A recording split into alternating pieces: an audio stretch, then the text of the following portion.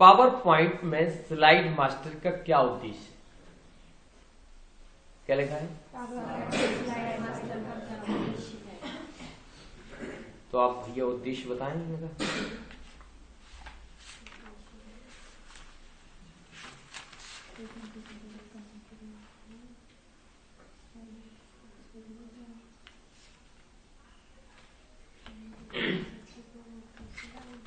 पढ़ के सुनाते हैं तुम्हें, फिर समझाते हैं। Slide master view power point में एक विशेष फीचर है जो आपको अपनी प्रस्तुति में स्लाइड और स्लाइड लेआउट को क्विकली मॉडिफाई करने की अनुमति देता है। वहां से स्लाइड मास्टर को एडिट कर सकते हैं, जो प्रस्तुति में प्रत्येक स्लाइड को प्रभावित करता है। आप इंडिविजुअल स्लाइड लेआउट को भी एडिट कर सकते हैं, जो उन लेआउट का उपयोग करके किसी स्लाइड को बदल देगा। उदाहरण के लिए मान लें कि आपको अपनी पसंद की एक थीम मिलती है, लेकिन आपको स्लाइड लेआउट पसंद नहीं है। लेआउट को कस्टमाइज करने के लिए आप स्लाइड मास्टर व्यू का उपयोग कर सकते हैं, जिस तरह से आप उन्हें देखना चाहते हैं। स्लाइड मास्टर व्यू में स्लाइड मास्टर टैब रिबन पर पहला ही दिखाई देगा, लेकिन आप अभी भी सामान्य टैब के रूप में सामान्य टैब पर कमांड एक्सेस कर पाएंगे।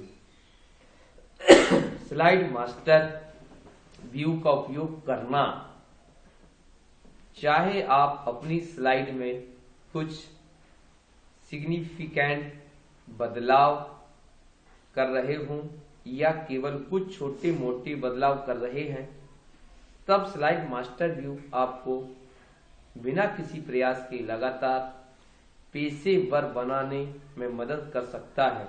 आप अपनी प्रस्तुति के कुछ भी बदलने के लिए स्लाइड मास्टर व्यू का उपयोग कर सकते हैं।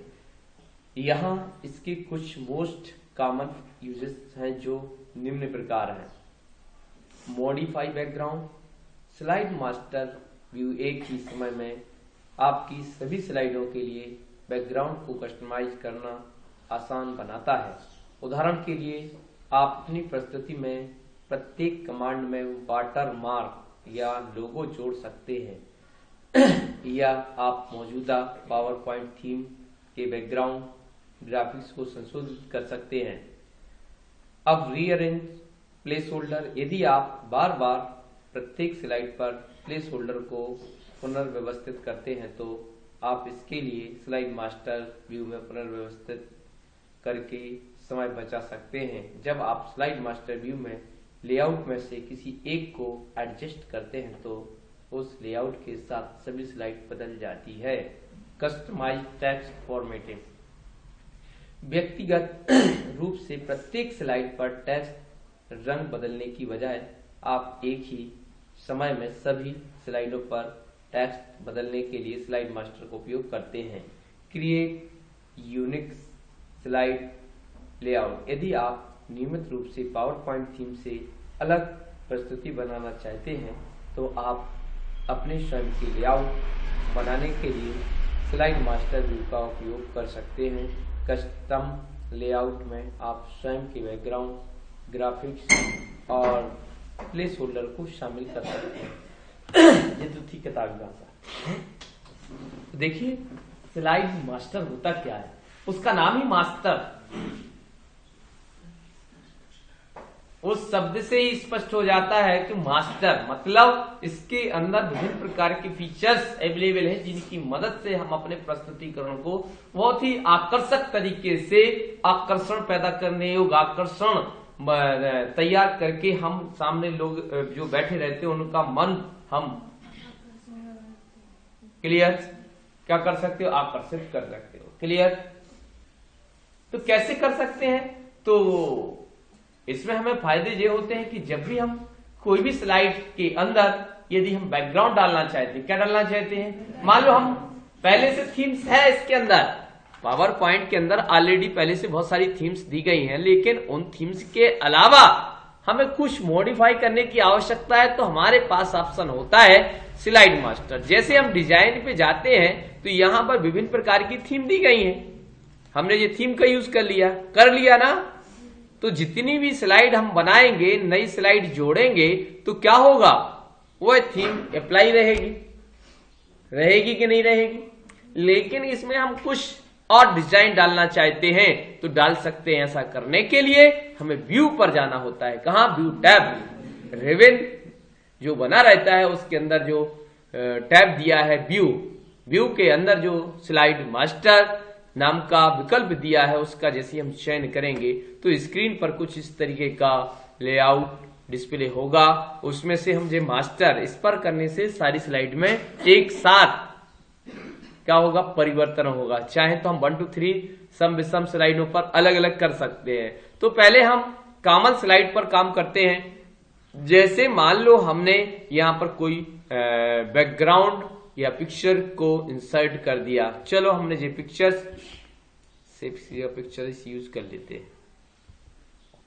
चलो तो यहां पर कोई भी पिक्चर्स के द्वारा हमने बैकग्राउंड को फिर सजाया, यहां बाजू में रख दिया, तो इससे फायदा क्या हुआ, जब भी हम यहां से क्लोज करेंगे, वापस नॉर्मल स्लाइड पे जाएंगे, तो ऐसा करते ही क्या हो गया, हर स्लाइड में क्या डल गया, बैकग्राउंड, लोगो, मोनो, टेक्स्ट, जो भी हम कह सकते हैं उनको हम यहां से मॉडिफाई कर सकते हैं। फिर से देखिए, यदि हमें कुछ टेक्स्ट को इंसर्ट करना है तो हम टेक्स्ट को भी इंसर्ट कर सकते हैं। कैसे करेंगे, देखिए, वर्डआर्ट का सहारा लेके भी हम कुछ नए टेक्स्ट को जोड़ सकते हैं और जहां चाहे वहां हम रख सकते हैं, राइट।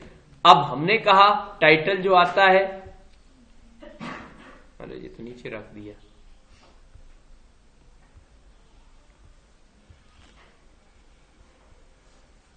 ये सबका अलग अलग काम है, पेस्ट। अब यहां से भी हम बदल सकते हैं फॉर्मेट। तो जिस सारी व्यवस्थाएं करने के लिए यहां पर हमें स्लाइड मास्टर का यूज करना होता है। तो देखिए क्या हुआ, ऊपर का कलर बदल गया, बदला कि नहीं बदला। तो जैसा हम चाहें वैसा लेआउट डिजाइन कर सकते हैं। क्लियर। तो इस तरीके से सारी स्लाइड में हम परिवर्तन ना करके किसी एक स्लाइड में परिवर्तन करके सभी स्लाइडों में ऑटोमेटिक परिवर्तन कर सकते हैं या हो जाता है। ठीक है, ऐसा करने के लिए हमें स्लाइड मास्टर का प्रयोग करना होता है, राइट। तो स्लाइड मास्टर को आप आसानी से समझा सकते हैं।